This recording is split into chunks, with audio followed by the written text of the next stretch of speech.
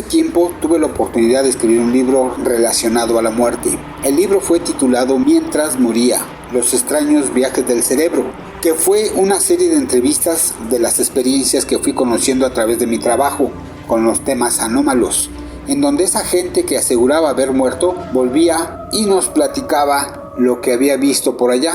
Ahí me pude dar cuenta de lo diferente y variado de cómo cada quien entiende a la muerte, que aunque bien sabemos que tarde o temprano todos vamos para allá, preferimos voltear a otro lado cuando de enfrentarla se trata. Lo cierto es que nos da miedo y mejor tratamos de evitarla hasta que nos llegue el momento. Pero hay muchas personas que a diario la tratan e incluso estudian, trabajan con ella. Me refiero a las personas de los cementerios, funerarias y en la medicina, ya que si no es su muerte misma, están muy de cerca con quien lamentablemente ha experimentado un deceso. Están con los familiares y amigos. Ellos ven y tratan esos cuerpos ya sin vida y su sentir ante ellos es muy especial. En esta ocasión, Conexión Paranormal, tu vínculo con lo inexplicable, les presenta una plática entrevista con una mujer, una niña que a su corta edad nos narra su forma de tratar con los muertos y de cómo asimiló este proceso. Mi nombre es Roberto Samael y sean bienvenidos.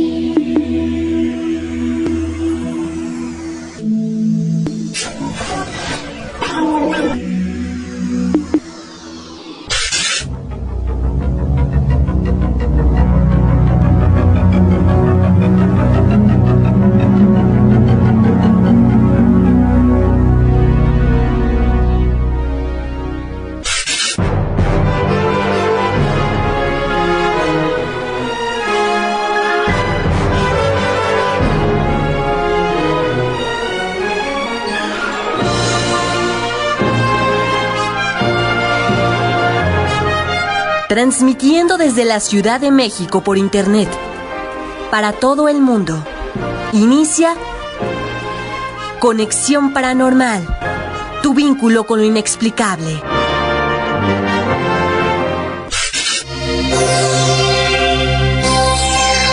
Conexión Paranormal.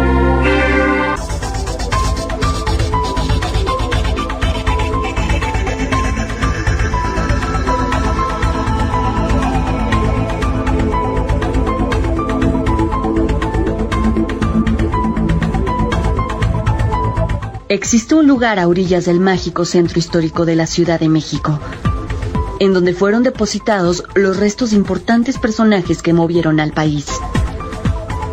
Se dice que ellos fueron masones, y que con sus actos y decisiones guiaron las directrices de nuestro México de aquellos años. Además, ahí hay evidencia de la presencia del más allá, espíritus o almas en pena que aún se dejan ver, señalando y mostrando claves ocultas en torno a este sitio.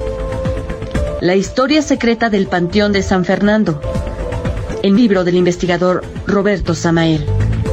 Adquiérelo en Amazon y adéntrate a conocer hechos históricos y a develar este misterio.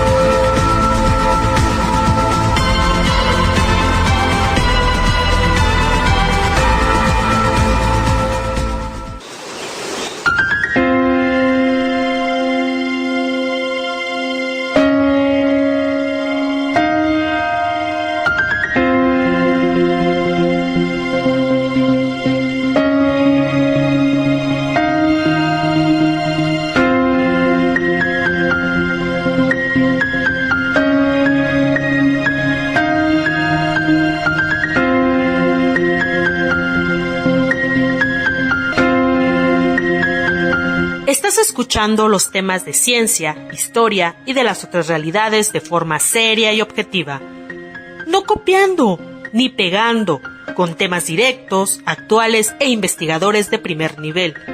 Y aunque hay muchos que quieren ser como nosotros, e incluso usan nuestro mismo nombre, difícilmente podrán igualarnos. Imagínate que ni talento tienen para crear un título propio. ¿Qué podrían ofrecerte?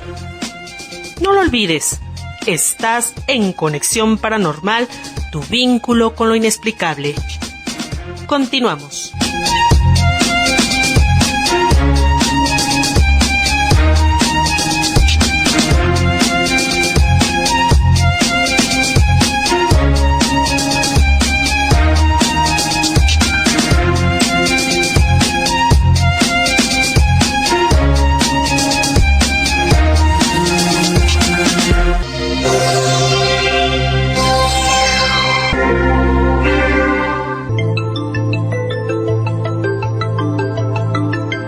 Saludos amigos, sean bienvenidos una vez más a su programa de Conexión Paranormal, tu vínculo con lo inexplicable, donde en esta ocasión, como en otras, traemos interesantes entrevistas con gente especial, con cualidades o que hayan vivido algo extraño o algo diferente. Y en esta ocasión no es la excepción, pues tengo aquí a una personita muy especial que se va a presentar y yo le voy a hacer una serie de preguntas para que ustedes vayan conociendo qué es lo que hizo, que yo cuando supe esto, a pesar de que ya la conocía, me llamó mucho la atención y ella nos va a contar. ¿Cómo te llamas? Mi nombre es Natalie. ¿A qué te dedicas, Natalie? Actualmente estoy estudiando la licenciatura en Derecho. Soy estudiante de primer semestre. ¿Y qué edad tienes? Tengo 18 años. Bueno, tú me platicas que hace un par de años, más o menos, tuviste un empleo muy peculiar. Empleo más bien fue tu servicio social. Sí. Que tú hiciste y platícanos sobre qué fue Primero, ¿cómo llegaste ahí? Llegué ahí por medio de mi servicio social, ya que pues tenía que hacer mi servicio obligatorio para poder graduarme de preparatoria. Y pues estuve buscando en varios hospitales que mi servicio social que me lo dieran ahí, pero en la mayoría me lo rechazaban o tenía que pagar para poder hacer mi servicio ahí. Entonces pues ya cansada de buscar, una coordinadora de mi escuela me recomendó ir a la fiscalía a preguntar ahí si me aceptaban mi servicio. Fui a preguntar los requisitos y ya después de que me dieron los requisitos llevé todos mis papeles, lo que se necesitaba para poder hacer mi servicio social. Ya cuando me dieron mi carta de aceptación y mi gafet, me comentaron que iba a estar en la Vicefiscalía Científica, que está en conjunto con la Fiscalía, pero en este lado se dedican más a lo que es todo lo forense, o por ejemplo de drogas incautadas que se llegan a hacer procesos. ¿En ese tiempo qué edad tenías? En ese momento yo tenía 16 años, que los acababa casi de cumplir.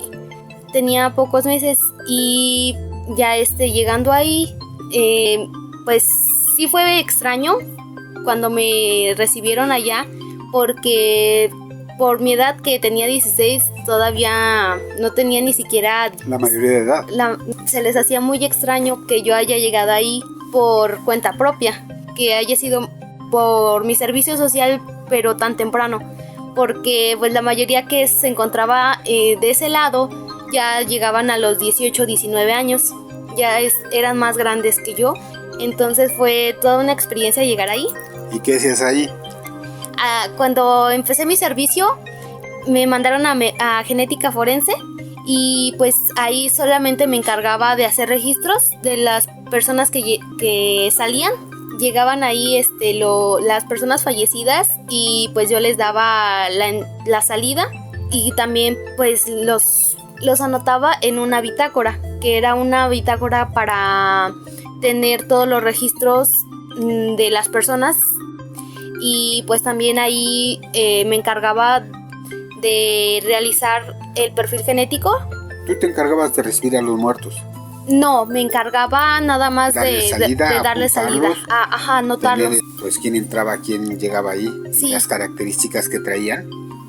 Sí, y también pues era lo que, si llegaban los papás de alguna persona desaparecida, hacer su comparación con algún cuerpo que estuviera ahí y pues leer los perfiles genéticos.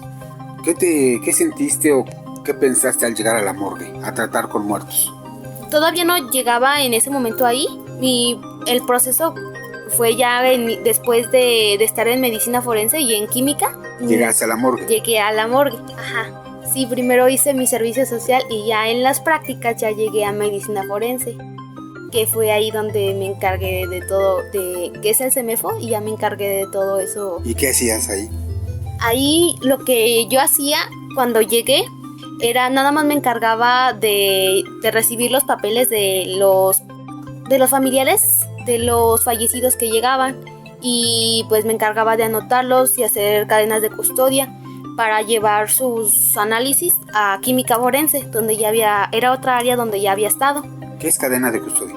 La cadena de custodia es donde se registran que el cuerpo, el hombre, se registra el número con el que llegó y pues las muestras que se fueron tomadas. En caso de que no se hubiera podido tomar sangre, solo se registra orina y una costilla en caso de que estuviera irreconocible. ¿Para el ADN? Para el ADN, para hacer que coincida con los familiares. Me imagino, supongo que iban a reclamar el cuerpo o se los tenían que entregar. Sí. Evitar equivocaciones. Sí, para eso se hacía todo eso. En caso de desapariciones y que ya haya tenido un tiempo, se realizaban los reconocimientos con ADNs que ya estuvieran registrados en el sistema. Y pues ya cuando llegaban los familiares ya debían de traer su orden para poder dejarlo salir, y se registraba pues su salida y pues la funeraria y todo lo en el que se fue. ¿Cuándo te cayó el 20? ¿Cómo te diste cuenta que estabas tratando con un difunto? Fue en el... ¿Qué te dijo tu familia? ¿Tú qué pensaste? ¿No te da miedo? Cuando llegué fue, o sea, no sabía que estaba tratando con ellos. Porque dije, a mí no me va a tocar hacer eso, y dije, pues nada más voy a estar aquí en la oficina. Sí sabía que allí llegaban los fallecidos, porque ya anteriormente ya me había comentado un doctor cuando estaba haciendo mi servicio, y justamente por eso volví a meter ahí mis prácticas, para poder estar en otra área, que era balística, pero al final me mandaron a medicina.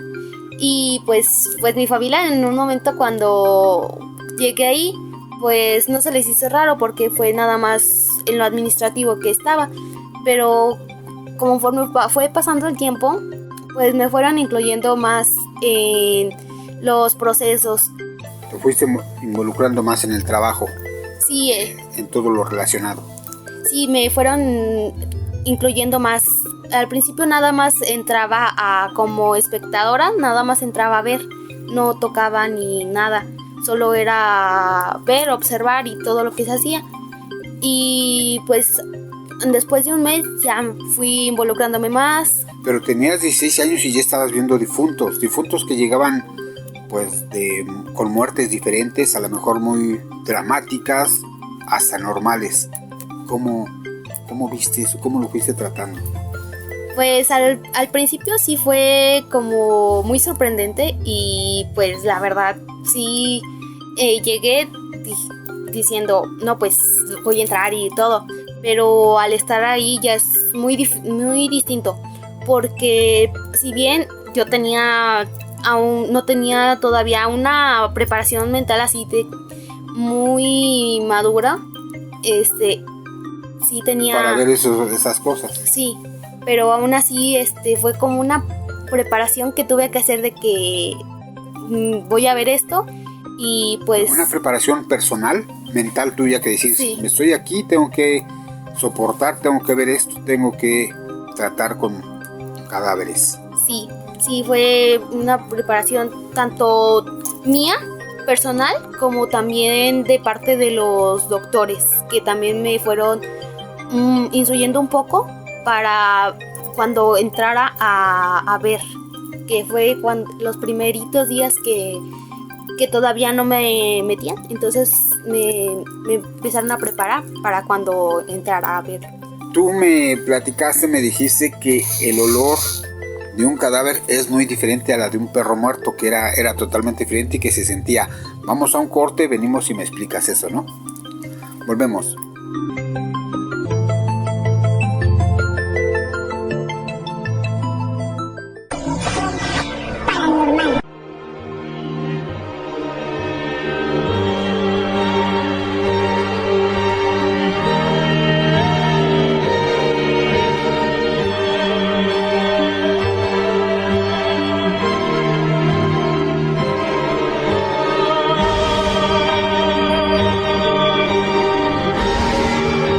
Sobre los duendes, se dicen cosas tan increíbles como que viven en el plano físico y el astral, trabajan el suelo y las raíces de los árboles, dándoles poder para crecer, hacen sus casas en troncos viejos, tienen apariencia de viejitos y son misteriosos.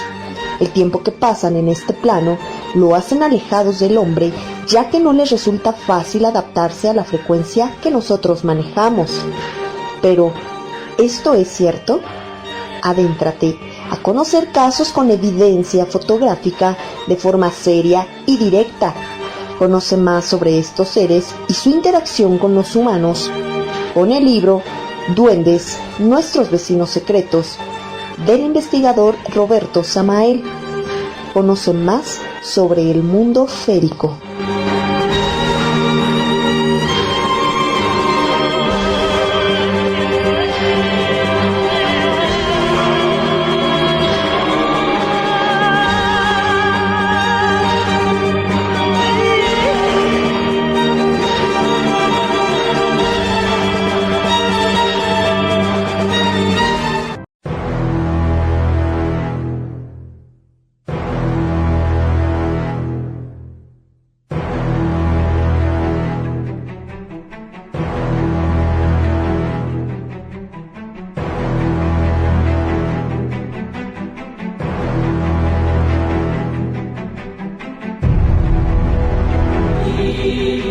Si tú crees que tienes un caso que podríamos presentar en Conexión Paranormal, y si quieres comentarnos algo o ver las investigaciones que tenemos, puedes escribirnos a conexionparanormal@hotmail.com o visita nuestro blog en www.cparanormal.blogspot.mx o búscanos en la red como Roberto Samael.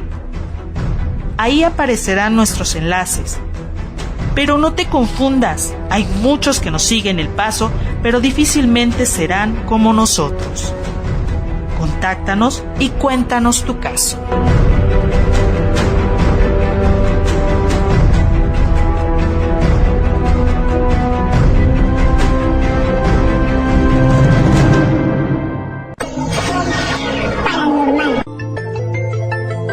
Continuamos aquí en Conexión Paranormal, tu vínculo con lo explicable, pues en un programa especial sobre medicina forense, así se dice, sobre la morgue.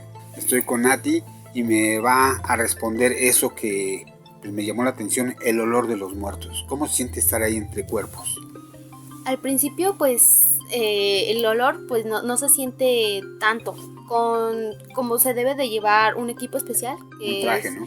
Es un traje y aparte cubrebocas para evitar los olores. Al principio no... Los contagios. Sí, los contagios más que nada eso, porque pues en caso de que tenga alguna enfermedad y sea desconocida, pues nos puede afectar a nosotros si no tenemos la protección adecuada. Pero sí, en un principio cuando yo llegué no era muy característico, no se sentía el olor. Ya conforme fue pasando el tiempo, pues ya era muy característico el olor, porque si bien el de un animal es diferente y es un poco más fuerte que el de una persona, es muy distintivo el de una persona, dependiendo del tiempo que ya tuviera. Si por ejemplo era de un día o ya de varios días, era el olor ¿más fuerte? Sí, más fuerte, dependiendo por ejemplo de un mes, ya era muy muy fuerte. ¿Qué tipos de cuerpos o qué recibiste? ¿Qué veías llegar? ¿Qué te llamó la atención? Me llamó mucho la atención no me tocó mucho, pero sí me llamó mucho la atención los niños.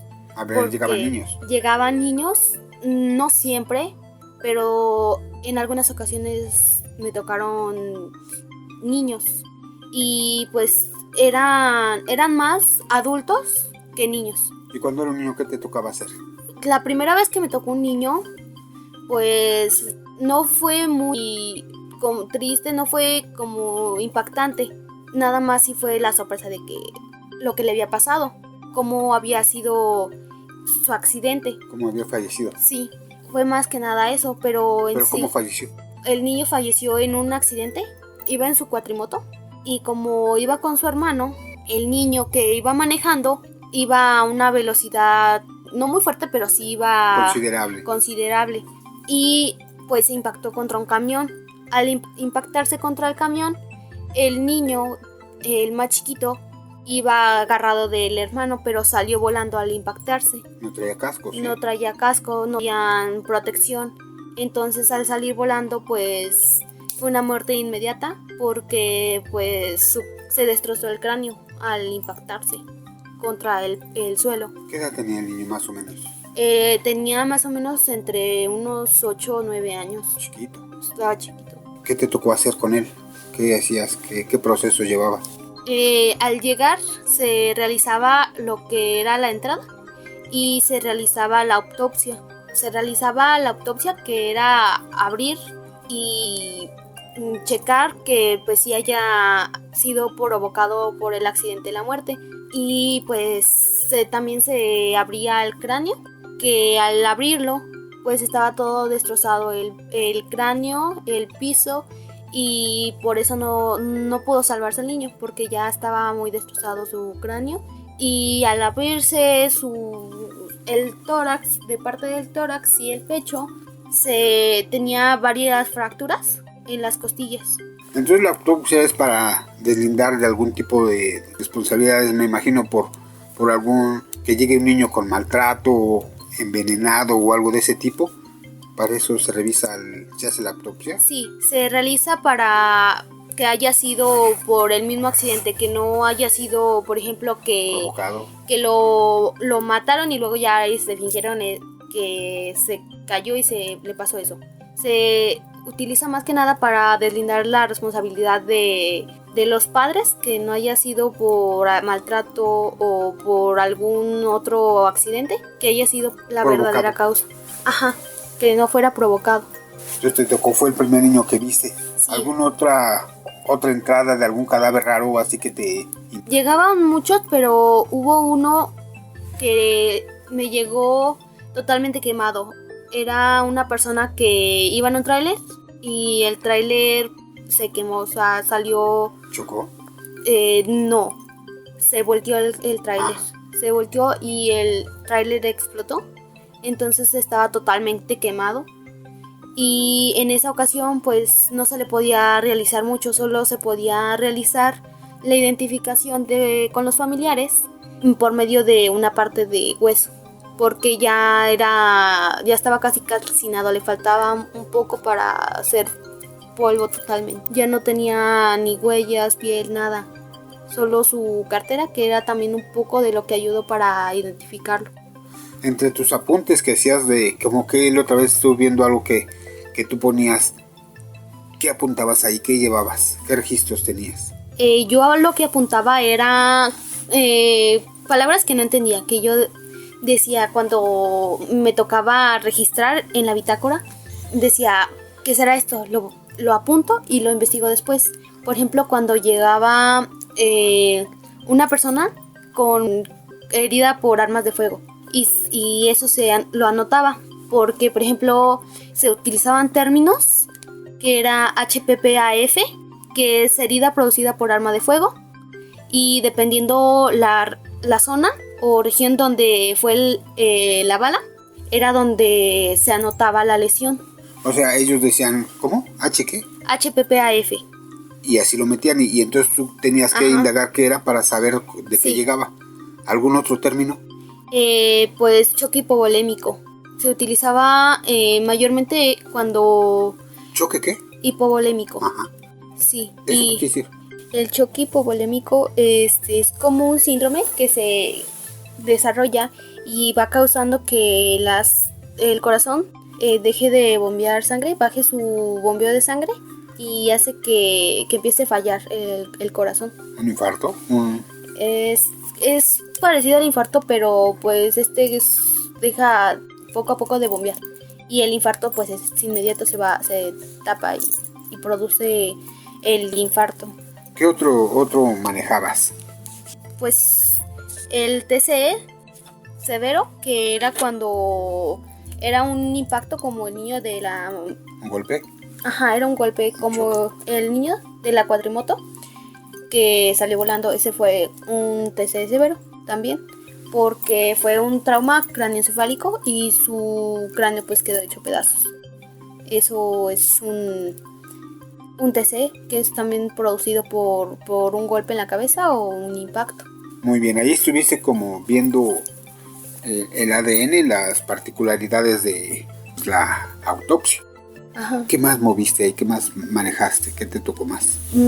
Pues me tocó manejar también, me tocó entrar a proceso de autopsia, que era ayudar al doctor a realizar la autopsia. Cuando llegaban algunos, por ejemplo, grandes, me tocaban también de que empezábamos quitándole la ropa y ya le ayudaba al doctor, que era abriendo el pecho, desde el pecho hasta el abdomen, y de ahí empezamos a rasgar las capas de piel hasta llegar al tórax, y se empezaba a cortar partes de la costilla para poder llegar al corazón y a los demás órganos, que era por ejemplo el hígado, los riñones y el intestino.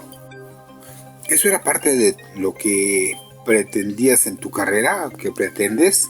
¿O cómo es que manejas eso? Y no todos estamos capacitados para entrar a ver esas cosas. Bueno, no era parte de mi carrera como tal. Mi carrera en sí pues era laboratorista químico. Era más de pruebas en las personas, pruebas de ADN, de orina, y ya realizar autopsias ya no entraba dentro de mi carrera. Ya era pues muy aparte. Sí. ¿Y qué otro tipo de partes del cuerpo manejaste? ¿Te tocó agarrar o ver o mover? Sí, me tocó agarrar el cerebro de una persona. Me tocó ayudar. Cuando empecé, me tocó ayudar a agarrarlo para sostenerlo, más que nada, en lo que se realizaba la limpieza para checar el cerebro y que le tomaran las fotografías. ¿Eso no te impactó? Bueno, este tipo de estudio, manejo, trabajo, ¿no te impactó? ¿No sentías, no sé, pues no todos estamos aptos? Quiero que me respondas volviendo del corte para continuar platicando sobre lo que realizabas a tan corta edad. Vamos a mensaje y volvemos.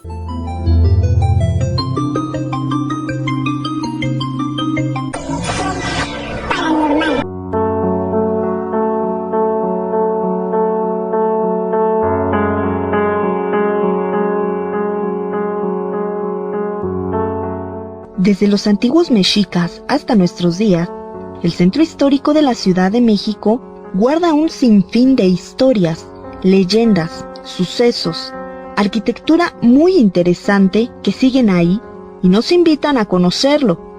Descubre más de sus misterios y construcciones con el libro del mágico Centro Histórico de México-Tenochtitlán del investigador Roberto Samael. Adquiérelo en Amazon.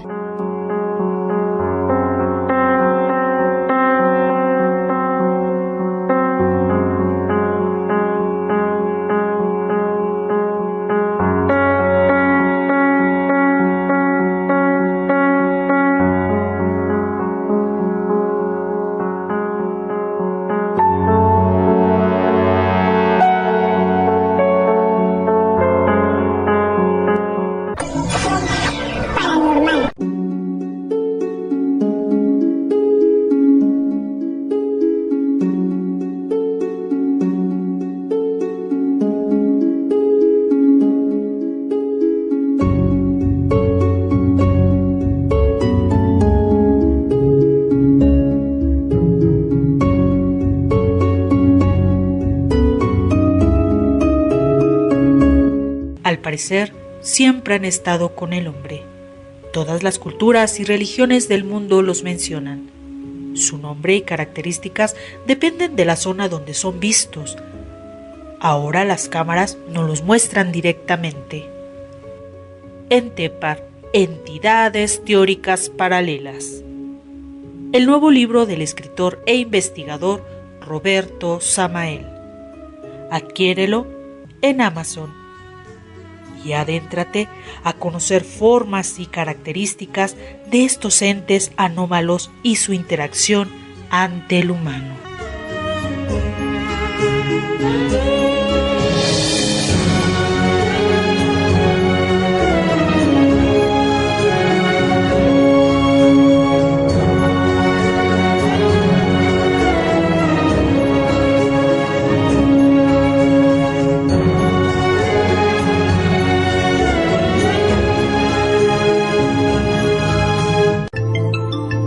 Estamos aquí en Conexión Paranormal, seguimos platicando sobre esta persona de corta edad que ya hacía o ya trataba, manejaba muertos. Si uno le da miedo ciertas cosas, a mí me sorprende mucho cómo lo hacía.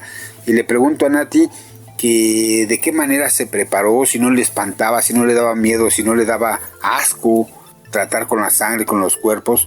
También que me diga qué le decía a la familia. ¿Qué pasaba, Nati? ¿Cómo era ese? No fue trabajo, fue tu servicio. Mis prácticas. Tus prácticas. Continúa, por favor, platícanos qué pasó ahí. ¿Cómo es que te preparaste? ¿Qué pasó?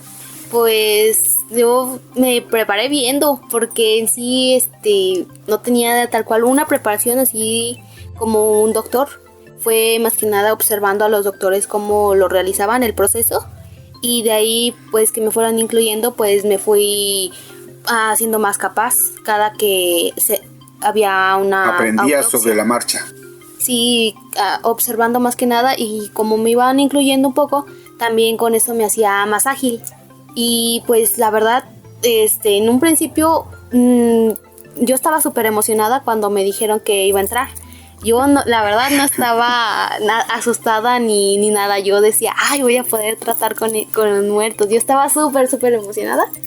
Y estaba de que, wow, voy a poder tratar con ellos. Y empecé a ver las fotografías que habían ahí en el equipo. Y así dije, pues así se empieza a hacer y así. Y así, pues ya cuando me tocó entrar, ya fue como de, wow, esto es lo que hacen. Y, o sea, yo nada más estaba de observadora cuando empecé. Pero yo la verdad no me daba asco, no me daba miedo, no sentía absolutamente nada más que emoción y sorpresa de cuando entré.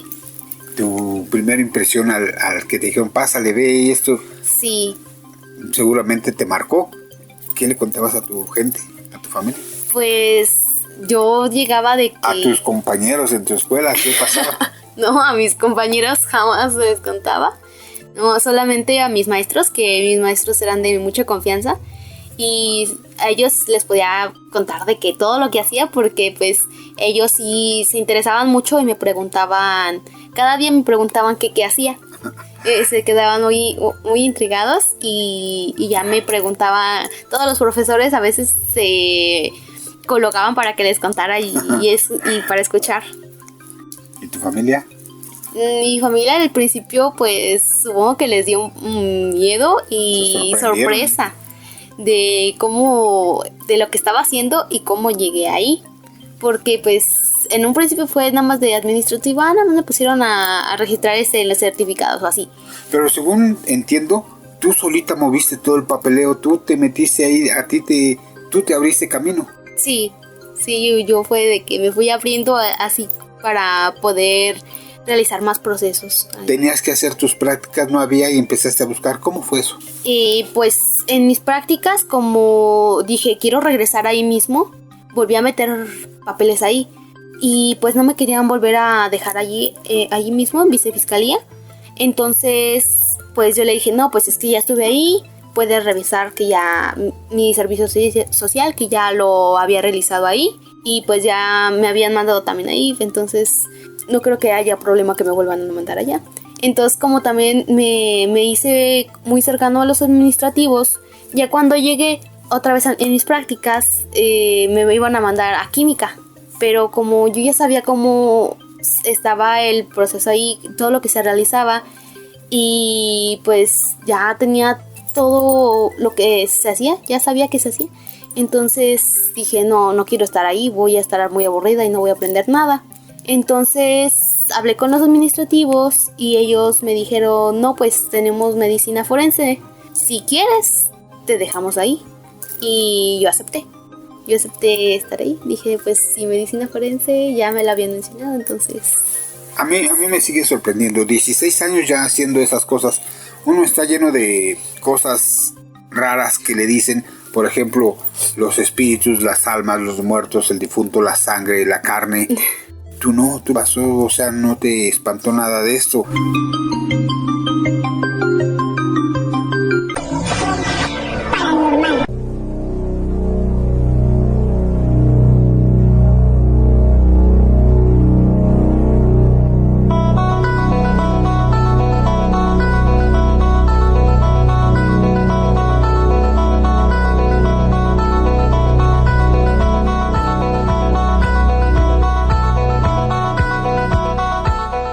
Después de más de 2 décadas indagando sobre las otras realidades, el investigador Roberto Samael nos presenta su libro, De lo extraterrestre a lo paranormal.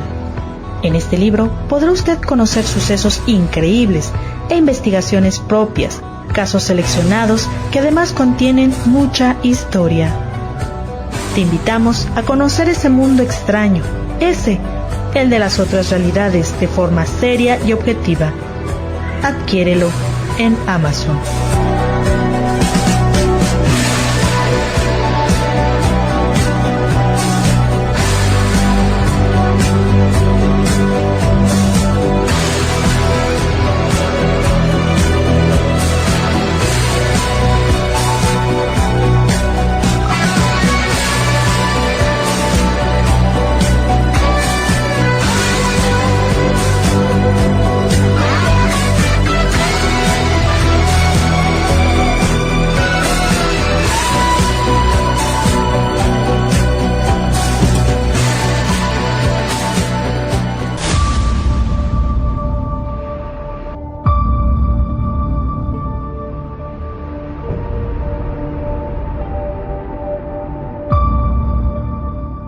Enrique Mercado fue un personaje especial porque experimentó un suceso increíble al permanecer por 28 horas en una nave extraterrestre. Él fue contactado por seres de otra civilización de algún rincón del cosmos y contó su historia dando detalles y circunstancias muy llamativas e interesantes que todo aquel que se cree o dice ser investigador debería conocer. Mi amigo me dijo, la extraordinaria experiencia extraterrestre de un mexicano. El nuevo libro del escritor e investigador Roberto Samael. Adquiérelo ya. Escríbenos a conexionparanormal@hotmail.com y conoce esta realidad fantástica de un hombre con seres venidos del espacio.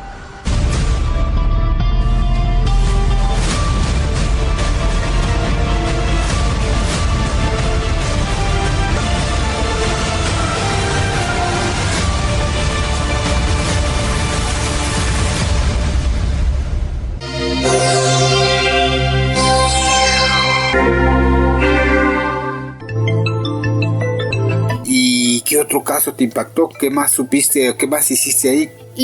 La verdad sí hice muchas cosas, pero pues otro que me impactó fue pues un aborto, que es una mujer se realizó un aborto, pero pues la verdad el aborto no lo realizaron muy bien, entonces la muchacha falleció y a nosotros nos llegó, entonces fue más que nada... ¿Ahí qué hacen?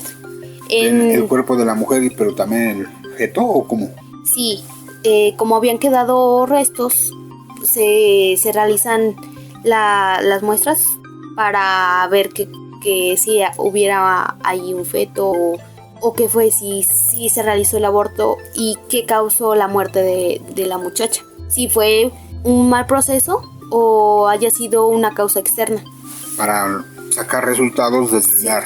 Sí, para ver si se deslindaba de la responsabilidad del doctor o si era culpa de él, que le haya administrado algún medicamento que haya afectado con el proceso y eso causó su muerte, o también para ver si se realizó correctamente, porque si fue con ese doctor supongo que ya tenía confianza y sabía por qué. ¿A qué iba, no?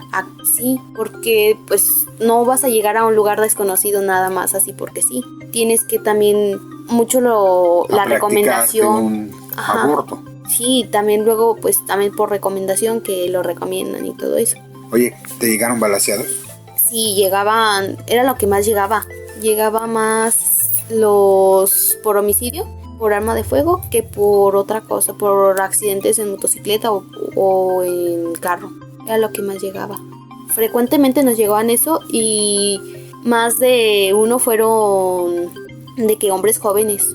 También me mencionaste algo de que tuviste que llevar a la familia a identificar los cuerpos. Sí. ¿Eso cómo era? Pues llegaban los familiares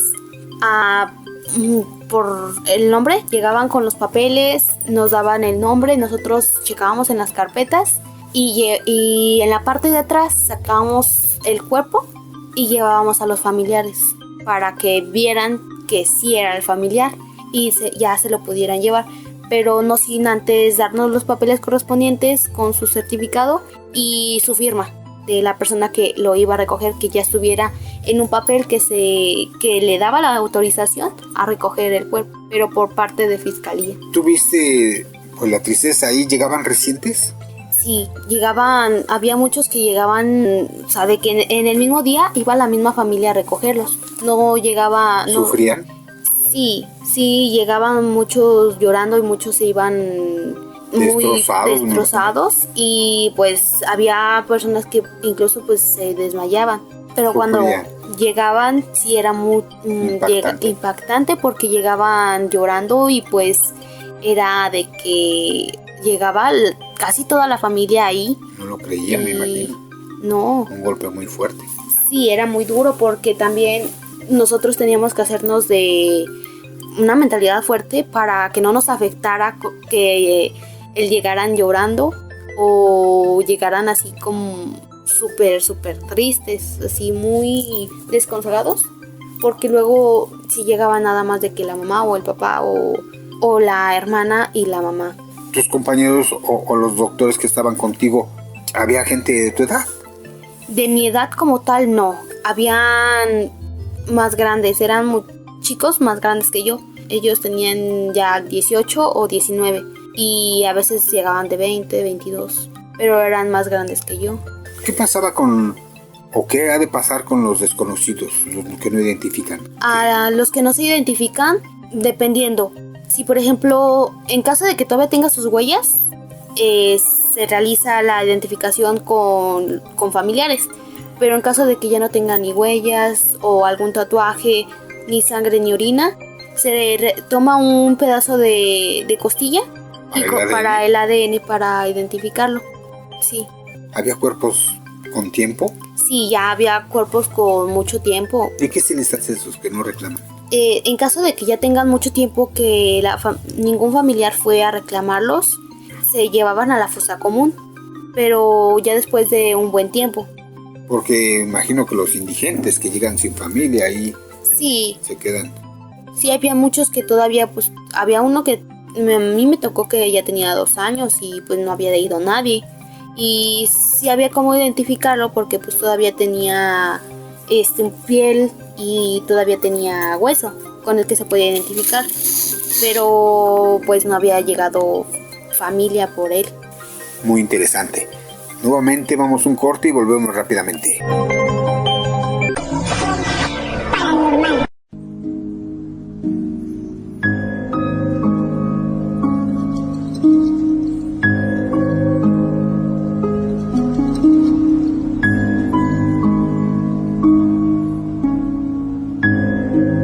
La muerte Una palabra con mucho contenido. Es lo único propio con lo que nacemos y tarde que temprano todos experimentaremos. Hay personas que sufren algún tipo de accidente y mueren. E inexplicablemente regresan, vuelven y nos cuentan sucesos y cosas extraordinarias que vieron en ese viaje mientras morían. Te invitamos a conocer más de este tipo de experiencias con entrevistas directas de gente que murió y regresó, con el investigador Roberto Samael, en su libro Los extraños viajes del cerebro. Adéntrate a conocer lo que nos podría esperar cuando dejemos esta vida. Adquiérelo en Amazon.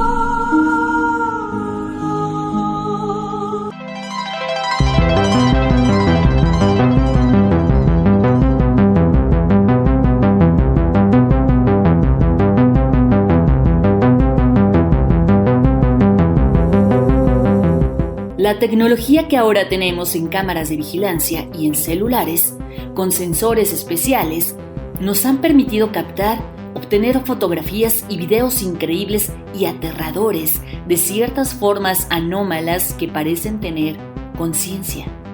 En todas las religiones e historia mundial nos han hablado sobre ellas, entes que interactúan con el hombre, pero ahora las podemos ver. Ya hay evidencia de ese mundo alterno con el que coexistimos. Entepar, entidades teóricas paralelas, el nuevo libro del investigador y escritor Roberto Samael. Adéntrate a conocer entrevistas, origen, comportamiento y reveladores testimonios sobre estas anomalías que siempre han estado aquí. Entepar, mi mundo, su mundo.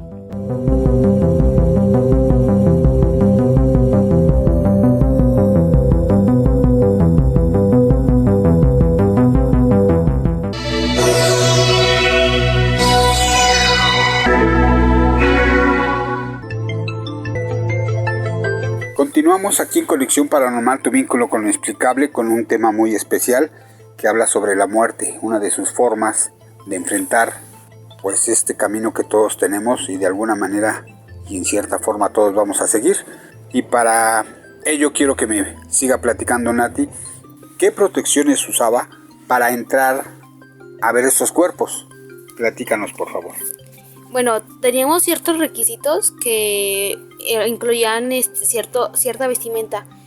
No podíamos utilizar faldas, no se puede utilizar faldas, pantalón, cualquier tipo de pantalón, pero que no sea uno roto o que tenga al descubierto la piel.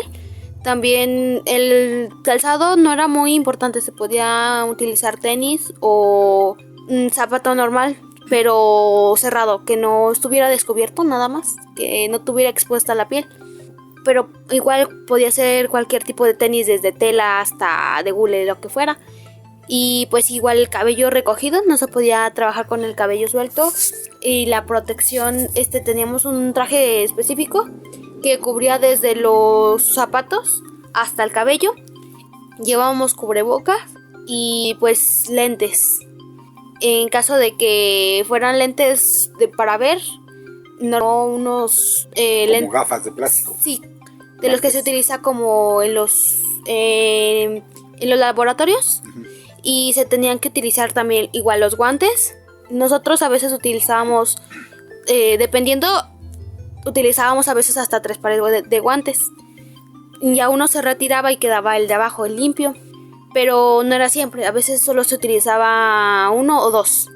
Cuando era no se necesitaba tanta protección. Pero la mayoría de las veces sí utilizábamos 2 para mayor seguridad de que en algún corte que fuera a cortar el guante o algo, y también para no llevarnos tanto tiempo. Nos vestíamos así, teníamos que vestirnos rápido y pues ya estar listos, no de que se nos fuera a romper el guante y ponernos otro y nos tardábamos. Entonces era para mayor eficacia. ¿Esto era para prevenir de alguna manera alguna infección? Sí. Algo que trajera a un cuerpo, no sé, alguna epidemia, algo. Sí, se hacía más que nada con cuerpos desconocidos también, porque pues no se había realizado algún proceso, entonces no sabíamos si tenía alguna enfermedad que pues, se pudiera contagiar por fluidos como la sangre o cualquier otro fluido biológico. Entonces era tanto para protección de nosotros como para del cuerpo, que luego los embalsamadores tenían que tener su precaución al momento de subirlos a la camioneta para llevarlos a la funeraria a la preparación. ¿Hay alguna norma, alguna regla específica de máxima seguridad o normal para todos? No para todos. En caso de que pues llegue a ser una persona con VIH, se deben de tomar otras precauciones, que son: se ponen doble traje, ya si se quitan uno cuando se abre y luego ya se dejan el otro para hacer la sutura del cuerpo o meterlo al refrigerador, que es una cámara de donde están todos los demás cuerpos, y se pone igual, se pueden poner de que hasta dos cubrebocas, los guantes, y estar todos tapados de la cara, que no tenga nada expuesto, ni de la cara ni de los pies, nada. Al estar ahí, ellos manejan ciertas iniciales, ciertos nombres muy específicos. ¿Cómo los expresabas tú, o cómo te diste cuenta, o cuándo fue como los fuiste entendiendo? Bueno, los más específicos así que teníamos era CEMEFO y CEMELE. Son dos campos diferentes, mismo rango, pero cada uno tiene departamentos diferentes. Sí, en el CEMEFO era el que se daba cuando se iban a hacer un levantamiento. ¿Qué es CEMEFO? Es servicio médico forense, que se utiliza para el levantamiento de algún cuerpo. Y teníamos el de CEMELE, y ese servicio médico legista, que es en caso de alguna violación, algún delito, ahí se atienden a las personas, se le hacen las distintas pruebas, así como en algún tipo de ataque se le toman la medida, la foto y la declaración de la persona, que fue a que se le hiciera la revisión, y eso pues ya en el juicio ya se presenta. ¿Estuviste en los dos departamentos o uno nada más? Estuve en los dos, en ambos. Pero, por ejemplo, en el CEMELE solo se encargaban los doctores. Yo era más como secretaria, pero auxiliar, podría decirse. Nada más ayudaba, por ejemplo, al doctor cuando íbamos a los hospitales, a ayudarlos de que nada más a tomar ciertas notas o lo que el doctor me pidiera. No me metía mucho dentro de ese campo. Estaba más metida. ¿Pero lo conociste? Sí, pude estar un poco dentro. No así muy a fondo, pero sí pude estar un poco dentro de ese campo. Muy bien, vamos a un corte y volvemos aquí en Conexión Paranormal.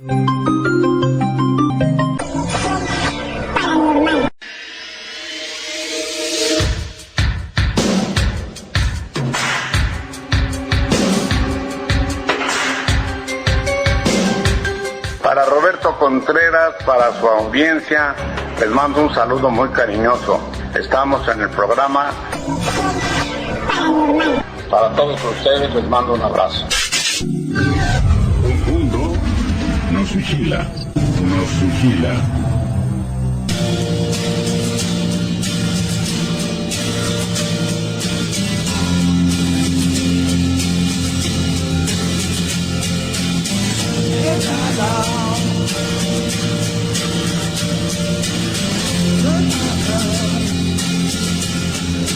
Durante la noche del 14 de febrero del año 2000, en la Ciudad de México, un objeto volador no identificado sobrevoló una de las urbes más grandes del mundo y bajó en una vocacional de la delegación Azcapotzalco.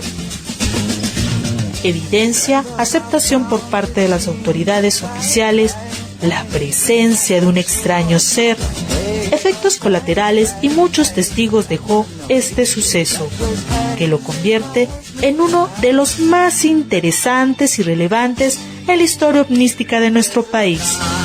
El ovni del 14 de febrero del año 2000.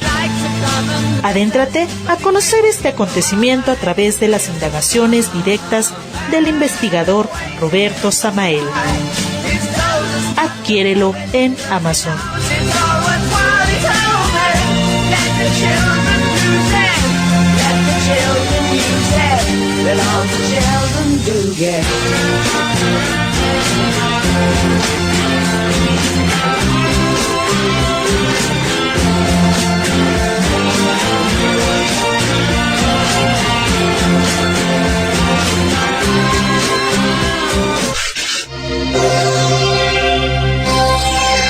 Conexión paranormal.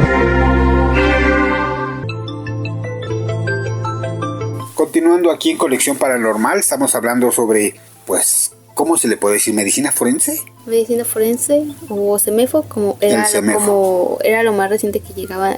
Bueno, la terminación que se le daba cuando llegaban los cuerpos. Y CML era cuando llegaban, pues, personas que habían sido por... ¿Cómo? CML. Cuando habían sido víctimas de violación o de un ataque. Ajá. Entonces estamos hablando con Nati sobre estas muertes relacionadas a sus prácticas que llevó a cabo y que en lo personal me impactan, ¿no? Yo te quería preguntar, ¿pesadillas?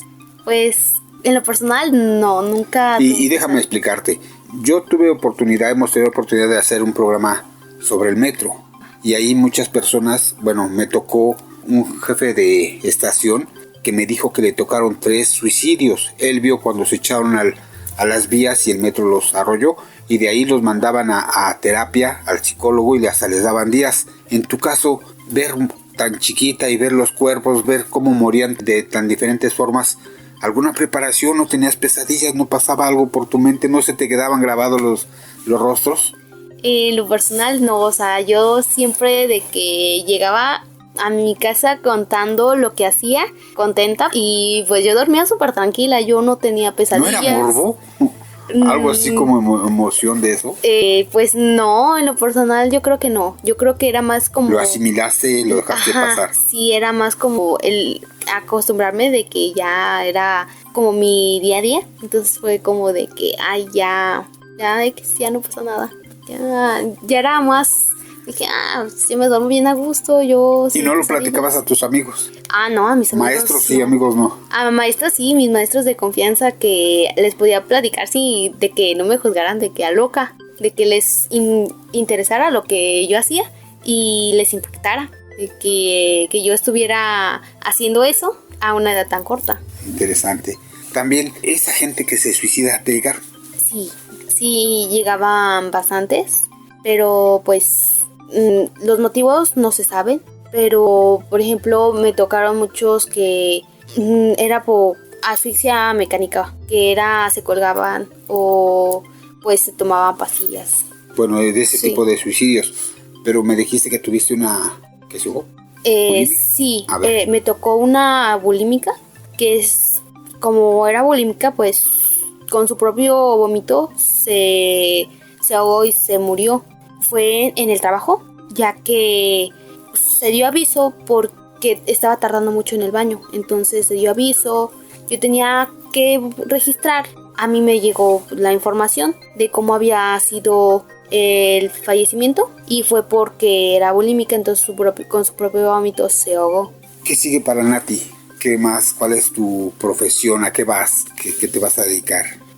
Bueno, ahorita actualmente pues soy estudiante de Derecho, estoy en el primer semestre, pero más que nada me quiero dedicar como perito criminólogo y ser la que pues levanta los cuerpos, toma las fotografías tras el fallecimiento de los cuerpos, cuando se dan aviso.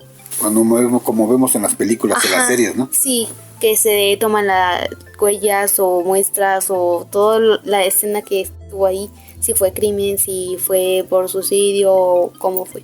Eso viene para futuro, para eso vas. Sí, terminando mi carrera de Derecho y hacer ya sea una maestría o un curso en criminalística para poder ser perito criminalista. Las personas, estudiantes que también quisieran hacer lo que tú, en el sentido de estudiar lo mismo, esa profesión, y si llegaran a pasar lo que tú a tan corta edad viviste, ¿qué les dirías? ¿Qué consejo les darías? Pues en un principio pues es impactante ya cuando tienes lo físico, que tienes la preparación física, pero real, porque si bien puede ser una simulación, no es lo mismo que tener algo directo, sí, una escena, pero física bien, como tal, no una simulación, que sea real.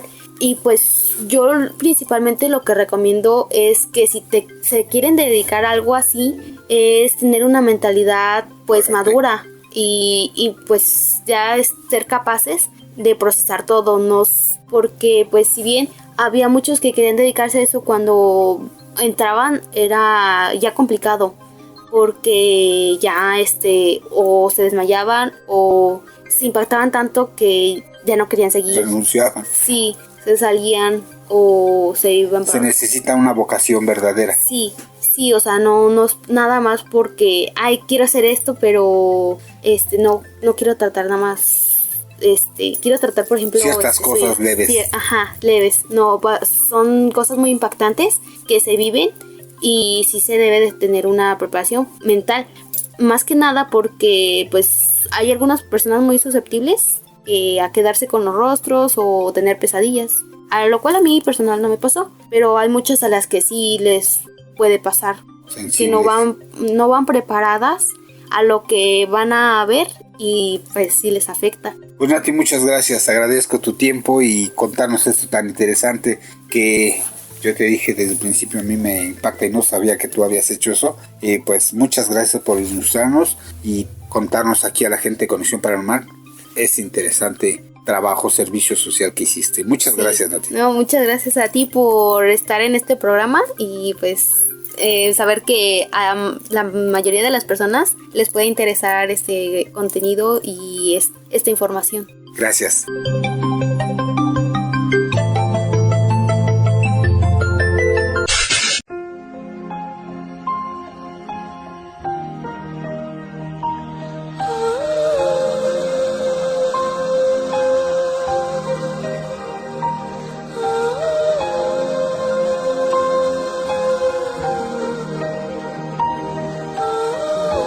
Conexión Paranormal.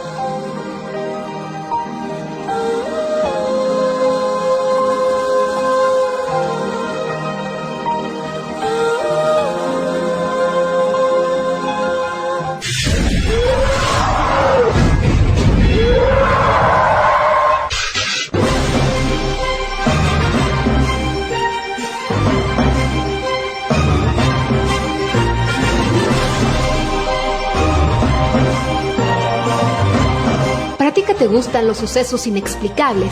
Tú que buscas información sobre otras realidades y que quieres saber más sobre duendes, fantasmas, exorcismos, seres extraños, brujas y sobre el fenómeno OVNI y sus enigmáticos ocupantes, acompáñanos a ver y escuchar información directa con evidencia actual sobre estos enigmas y muchos sucesos más que nos rodean. Con Conexión Paranormal te llevamos a conocer y profundizar más sobre estos misterios, el mundo de lo paranormal más cerca de ti. Te esperamos, no falta.